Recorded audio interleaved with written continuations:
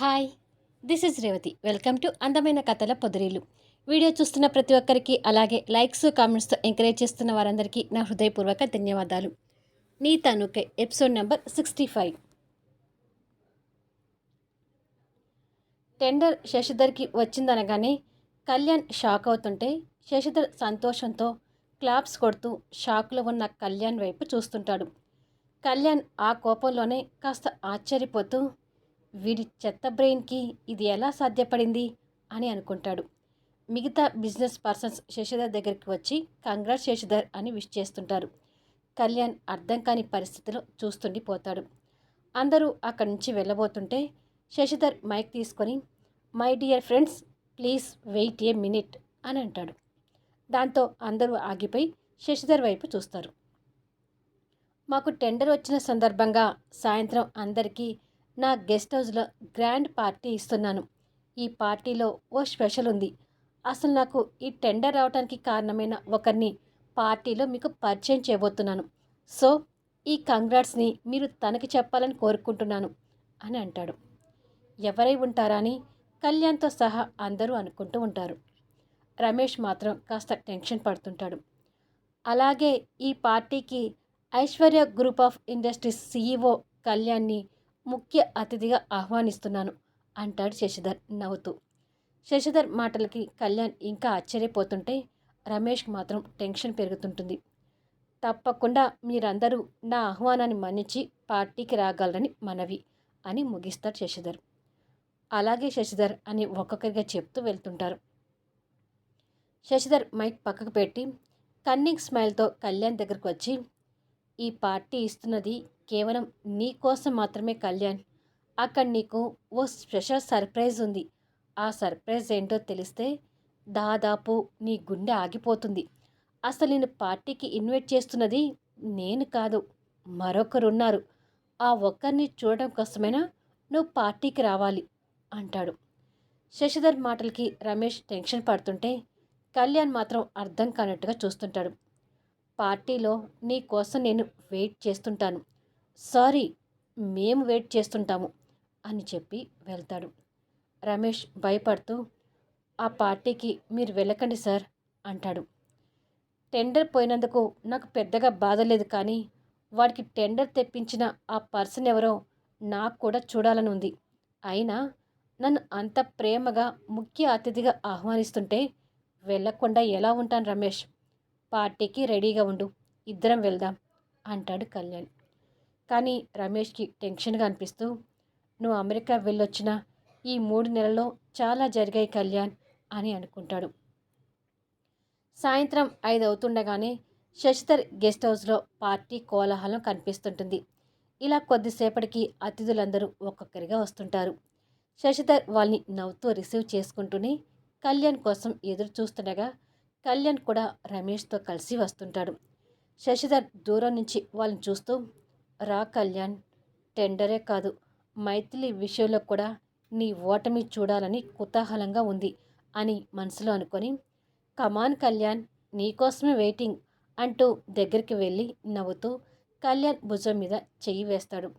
కళ్యాణ్ కోపంతో ఆ చెయ్యి వైపు చూస్తాడు. ఆ ఉరిమే చూపులకి శశిధర్ భయపడి చెయ్యి తీస్తాడు. వెయిటర్ మందు గ్లాసుతో అక్కడికి వస్తే శశిధర్ ఒక గ్లాస్ అందుకొని, తీసుకో కళ్యాణ్ అంటూ ఇస్తుంటాడు. వాడి ఓవర్ యాక్షన్ని కళ్యాణ్ కోపంగా చూస్తూనే ఆ గ్లాస్ అందుకుంటాడు. పైన రూమ్లో పార్టీ కోసం మైథిలి గ్రాండ్ శారీ ధరించి అందంగా రెడీ అవుతూ కనిపిస్తూ, చేతి నిండా గాజులు ధరించి పాపిట్లో సింధూరం దిద్దుకొని మెడలో ఉన్న మంగళసూత్రాలను చూస్తుంటుంది. కింద కళ్యాణ్ రమేష్ డ్రింక్ చేస్తూ వేరే అతిథులతో మాట్లాడుతుంటారు. రమేష్ మాత్రం కాస్త భయంతో కనిపిస్తుంటాడు. శశిధర్ కూడా వేరే వారితో మాట్లాడుతూనే కళ్యాణ్ని గమనిస్తూ నవ్వుకుంటూ ఉంటాడు. మైథిలి రెడీ అయి ఆ రూమ్ నుంచి బాల్కనీలోకి వచ్చి కింద ఉన్న అతిథుల్లో కళ్యాణ్ కోసం తన చూపుల్ని తిప్పుతుంటుంది. అలా కొన్ని క్షణాలకి ఓ దగ్గర తన చూపు నిలబడిపోయి డ్రింక్ చేస్తూ అతిథులతో నవ్వుతూ మాట్లాడుతున్న కళ్యాణ్ని కళ్ళెరజేసి కసిగా చూస్తుంటుంది. కళ్యాణ్ పక్కన ఉన్న రమేష్ మైథిలి కోసం వెతుకుతూ పైకి చూస్తాడు. అక్కడ మైథిలిని అలా చూసి పక్కన ఎవరితోనో మాట్లాడుతున్న కళ్యాణ్ని చూసి ఇంకా భయపడుతుంటాడు. అంతలోనే కళ్యాణ్కి కొంచెం దగ్గరలో ఉన్న శశిధర్ కూడా పైనున్న మైథిలిని చూసి నవ్వుతూ కమాన్ మైథిలి అంటాడు.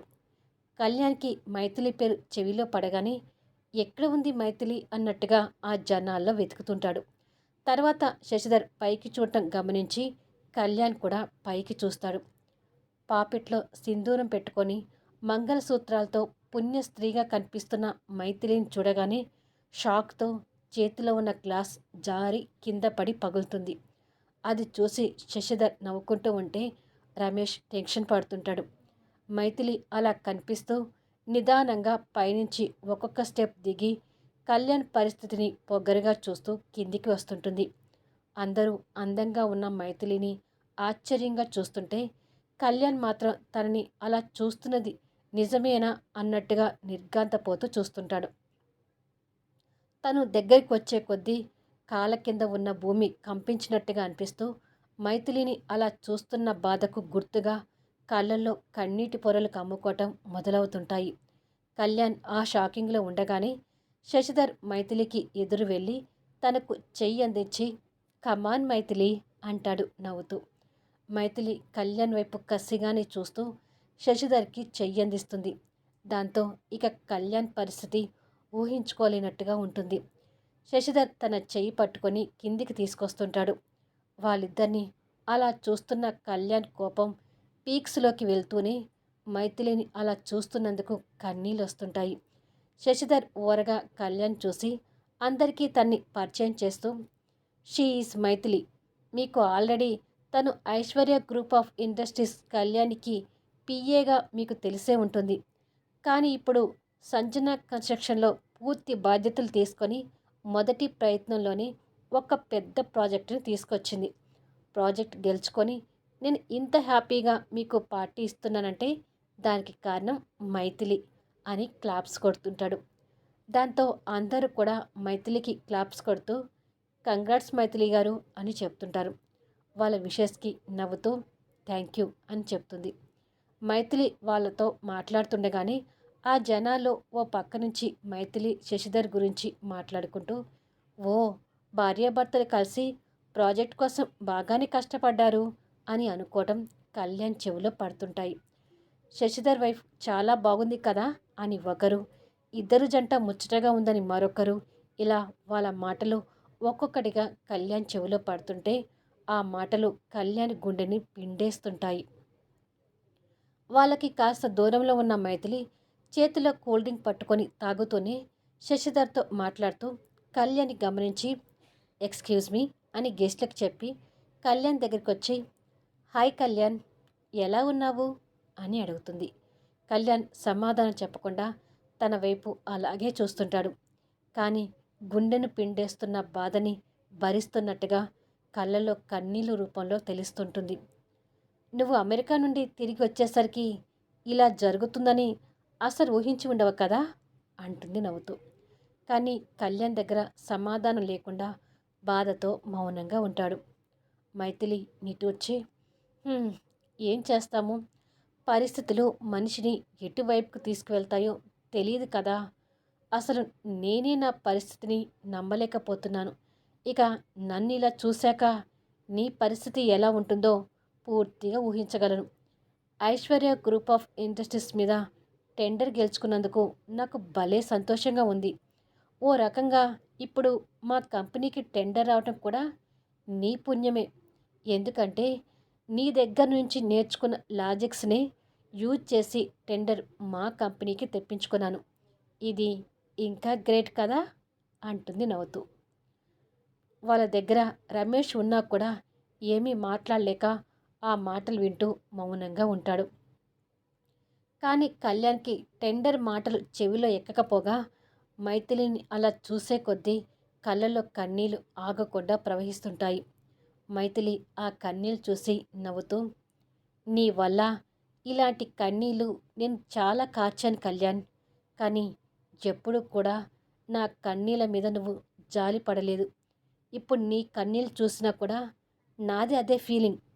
ఇప్పుడు నువ్వు ఇంకా ఇంకా కన్నీళ్ళు పెట్టుకొని బోరుమని ఏడవటం చూడాలనుకున్నాను కళ్యాణ్. అది కూడా త్వరలోనే జరుగుతుంది అని అంటుంది. కళ్యాణ్ కన్నీళ్ళు పెట్టుకుంటూ ఆ మాటలు వింటుండగానే శశిధర్ అక్కడికి వచ్చి, పనికి మాలిన వాళ్ళతో ఎంతసేపు మాట్లాడతావు మైథిలి? నిన్నక్కడ అడుగుతున్నారు, ఇలారా అంటూ మైథిలి చేపట్టుకొని తీసుకెళ్తుంటాడు. కళ్యాణ్ని కసిగా చూస్తూనే మైథిలి శశిధర్తో వెళ్తుంది. శశిధర్ మైథిలితో కలిసి అతిథులతో నవ్వుతూ మాట్లాడుతుంటాడు. కళ్యాణ్ వస్తున్న కన్నీళ్ళు తుడుచుకొని శశిధర్ వైపు చూస్తుండగా అతని మీద కోపం, ఆవేశం తారాస్థాయికి చేరుకుంటూ శశిధర్ని చంపేయటానికి ఫిక్స్ అయిపోయి పిడికిలి బిగించి అతని దగ్గరికి వెళ్ళబోతుంటే రమేష్ కళ్యాణ్ చేపట్టుకొని ఆపి, ఆగు కళ్యాణ్, ఇక నువ్వు ఏ కాస్త గొడవ చేసినా నీదే తప్పంటారు. కాస్త నీ కోపాన్ని కంట్రోల్ చేసుకో. అసలు అందుకే ఇక్కడికి రావద్దని చెప్పాను అంటాడు. అంటే ఈ విషయం నీకు కూడా తెలుసా అన్నట్టుగా కళ్యాణ్ రమేష్ వైపు చూస్తాడు. రమేష్ ఆ చూపుల్లో ఉన్న భావం అర్థమై కళ్యాణ్ చేయిని గట్టిగా పట్టుకొని తలదించుకుంటాడు. వాడి అంత చూడాలి రమేష్, నా చెయ్యి వదులు అంటాడు. నేను చెప్పేది విని కళ్యాణ్, అందరి దృష్టిలో చెడ్డవాడివి కావద్దు. ప్లీజ్, నీ ఫ్రెండ్గా చెప్తున్నాను విను. కావాలంటే ఆ శశిధర్ ఒంటరిగా ఉన్నప్పుడు చూసుకో. ఇప్పుడైతే ఏ గొడవలు చేయకు అని కళ్యాణ్ ఆవేశాన్ని కంట్రోల్ చేసే ప్రయత్నం చేస్తుంటాడు. కళ్యాణ్కి వాడిని చంపేయాలంత కోపం వస్తుంటే రమేష్ బలవంతం మీద ఆగుతుంటాడు. ఇక రమేష్ అక్కడ ఉండటం కరెక్ట్ కాదనుకొని, ముందు మనం ఇక్కడి నుంచి వెళ్దాం పదా కళ్యాణ్ అని బలవంతంగా కళ్యాణ్ని తీసుకెళ్తుంటాడు. వెళ్తున్న కళ్యాణ్ చూసి మైథిలి బాధతో నవ్వుకుంటూ కన్నీళ్ళు తుడుచుకుంటుంది. కొన్ని గంటల తర్వాత శశిధర్ ఒంటరిగా కారులో వెళ్తుంటే వెనక నుంచి ఒక కారు వచ్చి ఢీకొంటుంది. దాంతో శశిధర్ కారు ఒక చెట్టుకి ఢీకొంటుంది. ఎవడ్రా నా కారుని గుద్దినోడు అంటూ శశిధర్ కారు దిగేసరికి కళ్యాణ్ కారులో నుంచి గొడ్డలి తీయటం కనిపిస్తుంటుంది.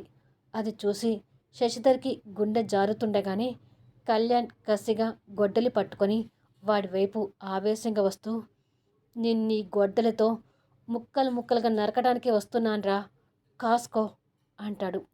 శశిధర్ కళ్యాణ్ని అలా చూసి భయపడుతూ వామ్మో అంటూ పరిగెత్తుతుంటాడు.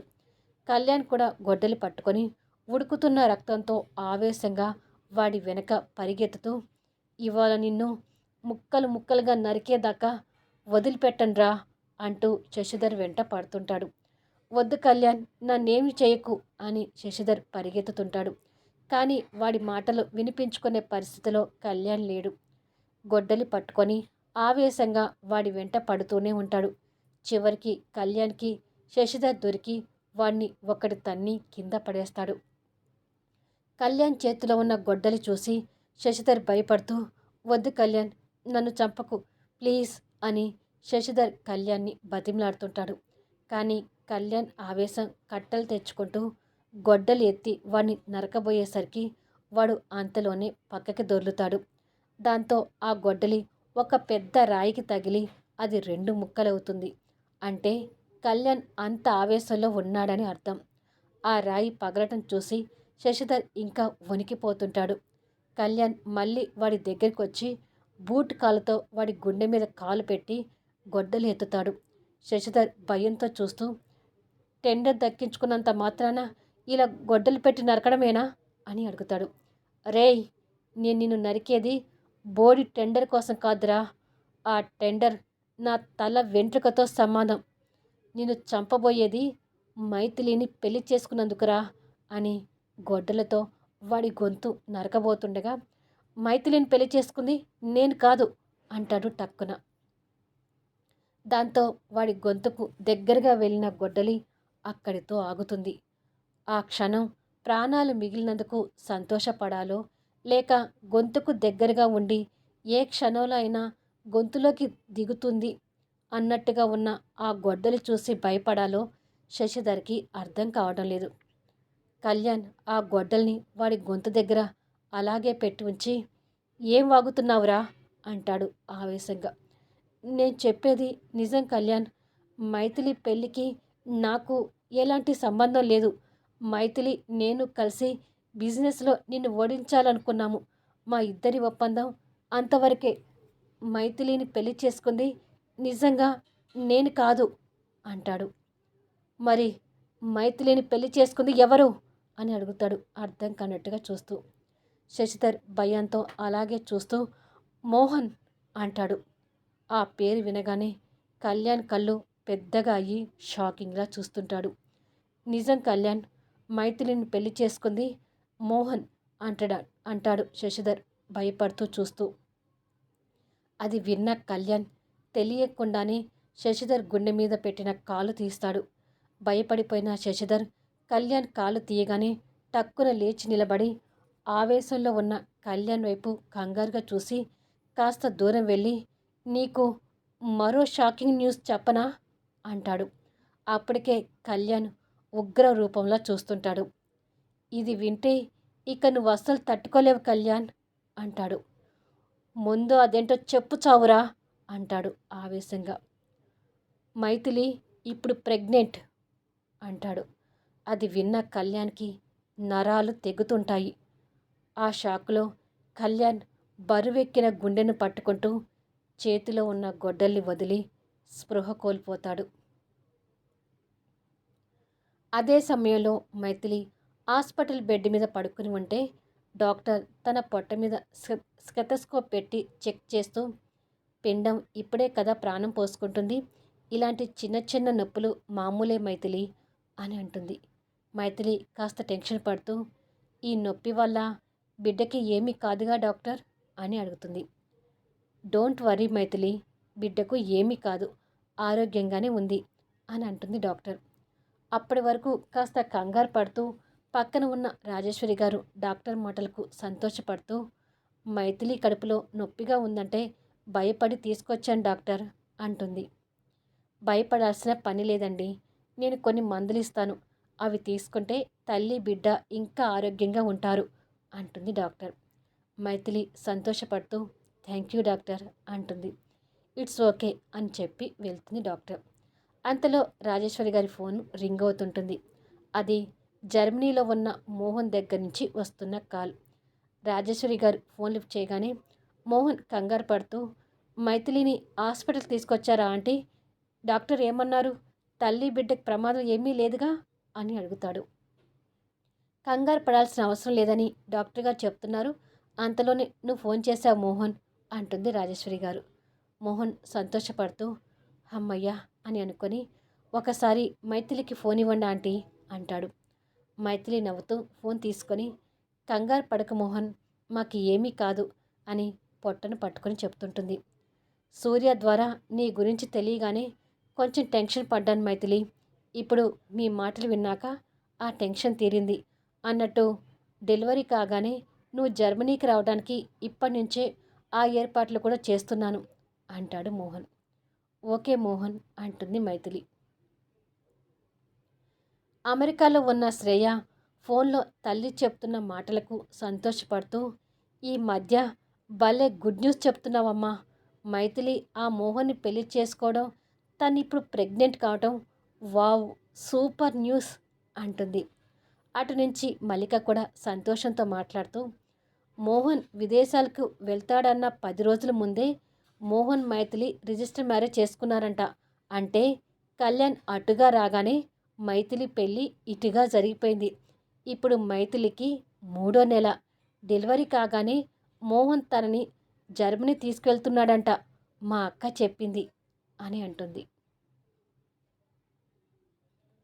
స్టోరీస్పై మీ అభిప్రాయాలు తెలుపుతూ లైక్స్ ఇవ్వండి, అలాగే కామెంట్స్ ఇవ్వండి. మళ్ళీ నెక్స్ట్ వీడియోలో కలుద్దాము.